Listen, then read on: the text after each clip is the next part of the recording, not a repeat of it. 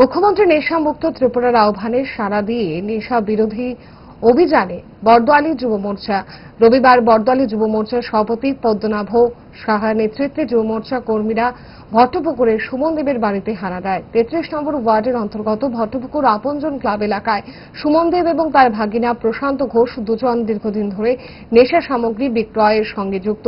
রবিবার এলাকার কর্পোরেটর অভিজিৎ মল্লিক সহ যুব মোর্চার কর্মীরা সুমন দেবের বাড়িতে হানা দেয়। সে সময় প্রচুর পরিমাণে নেশা সামগ্রী উদ্ধার করা হয় তার বাড়ি থেকে। পরবর্তীতে সুমন দেবকে অরুন্ধতিনগর থানার পুলিশের হাতে তুলে দেয় তারা, যদিও তার আগে ভাগ্নে প্রশান্ত ঘোষকে পাওয়া যায়নি।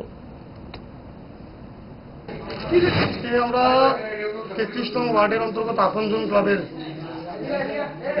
যে এলাকায় এই এলাকায় একটি বাড়িতে দীর্ঘদিন যাবৎ ওনাদের বাড়ির বিপক্ষে এবং ওনাদের একটি দোকান রয়েছে বাড়িতে, ওনাদের বিপক্ষে এলাকাবাসীদের তীব্র একটি অভিযোগ ছিল যে ওনারা এই ড্রাগস বা কোটা যাবৎ যে সামগ্রী তার ব্যবসা করছেন।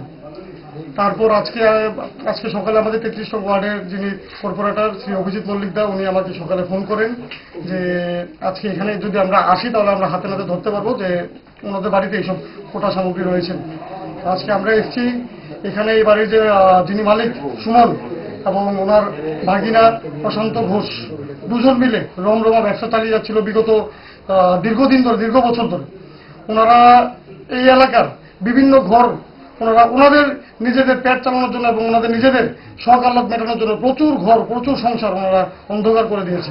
আজকে আমরা বর্দোয়ালি যুব মোর্চার উদ্যোগে আমরা সকল যুব ভাইরা আমরা এসেছি আমাদের কর্পোরেটরকে সঙ্গে নিয়ে। আমরা এসে 2-3টে ঘরে আমরা সার্চ করি এবং ওনাদের দোকানেও আমরা সার্চ করি এবং প্রত্যেকটি ঘরে দোকানে আমরা এইভাবে প্রচুর সংখ্যক আমরা কোটা আমরা পেয়েছি।